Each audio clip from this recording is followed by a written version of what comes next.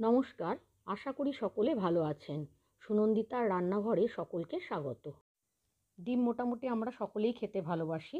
ডিমের তো অনেক রকম রেসিপি হয়, একবার এইভাবে বানিয়ে দেখুন, আশা করি আপনাদের ভালো লাগবে। এই চটজলদি ডিমের ভুজিয়া রেসিপি আজকে আপনাদের সঙ্গে শেয়ার করব। রেসিপিটা প্রথম থেকে শেষ পর্যন্ত দেখার অনুরোধ জানিয়ে শুরু করছি। রান্নাটা করতে এখানে আমি 4টে পোলট্রির ডিম নিয়েছি, আর 2টো পেঁয়াজ কুচিয়ে নিয়েছি, আর একটা টমেটোকে কেটে নিয়েছি। পেঁয়াজ আর টমেটোটাকে এরপর মিক্সিতে আমি পেস্ট করে নেব। এবার পেঁয়াজটাকে একটা মিক্সিং জারে নিয়ে নিলাম, নিয়ে এটাকে ভালো করে পেস্ট করে নিয়েছি। একইভাবে ওই জারের মধ্যেই টমেটোটাকে নিয়ে টমেটোটাকেও পেস্ট করে নিলাম।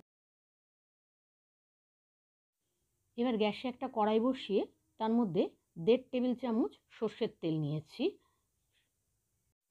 তেলটা ভালো করে গরম হলে যে ডিমগুলো নিয়েছিলাম সেগুলো এক বাটিতে আমি ফাটিয়ে নিয়েছি, সেটা কড়াইয়ের মধ্যে দিয়ে দিলাম। আর তারপর সামান্য লবণ দিয়ে ডিমগুলোকে একটু ভালো করে ভেজে নিয়েছি।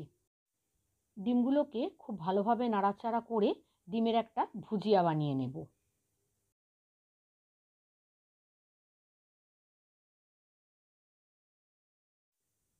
ডিমের ভুজিয়াটা খুব ভালো করে তৈরি হয়ে গেলে পরে কড়াই থেকে ভুজিয়াগুলোকে তুলে নিলাম। ভুজিয়াগুলো তুলে নেওয়ার পর ওই কড়াইতেই 2 টেবিল চামচ সর্ষের তেল দিয়ে দিলাম। এবার তেলটা একটু গরম হলে ফোড়ন হিসাবে 2টো তেজপাতা আর 1/2 টিস্পুন গোটা জিরে দিয়ে দিলাম।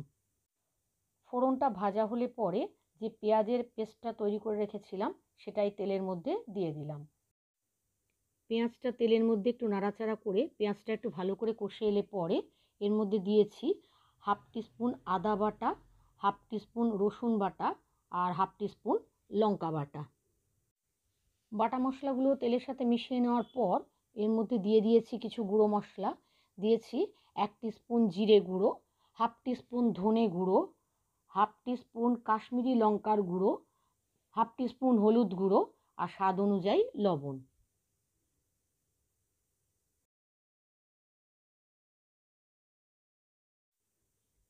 গুঁড়ো মশলাগুলো একটু নেড়ে চেড়ে নিলাম। এইবারে যে একটা টমেটো কেটে রেখেছিলাম সেই টমেটো বাটাটা এখানে দিয়ে দিয়েছি। টমেটো বাটাটা ভালো করে মিশিয়ে নিলাম। এরপর সামান্য একটু চিনি দিয়ে দিয়েছি। চিনিটাও ভালো করে মিশিয়ে নিলাম।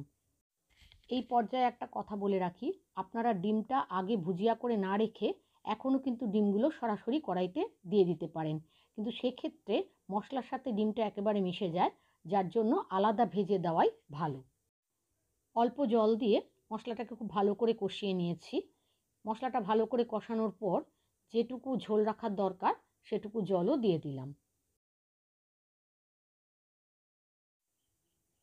এবার ঝোলটা ভালো করে ফুটে উঠলে পরে আগে যে ডিমের ভুজিয়াগুলো করে রেখেছিলাম সেগুলো এই ঝোলের মধ্যে দিয়ে দিলাম।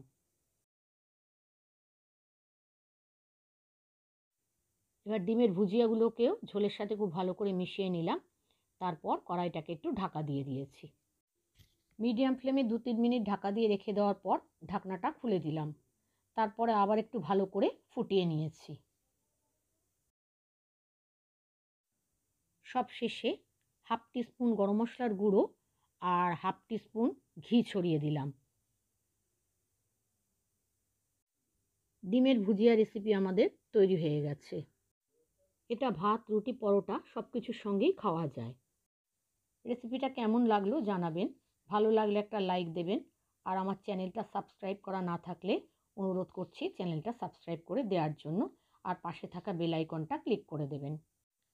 যারা ফেসবুক থেকে দেখছেন তাদের আমার চ্যানেলটা ফলো করার, আর যারা ইউটিউব থেকে দেখছেন তাদের আমার চ্যানেলটা সাবস্ক্রাইব করার অনুরোধ রইল।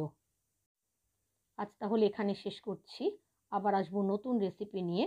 ততক্ষণের জন্য সকলে ভালো থাকবেন, সুস্থ থাকবেন। ধন্যবাদ।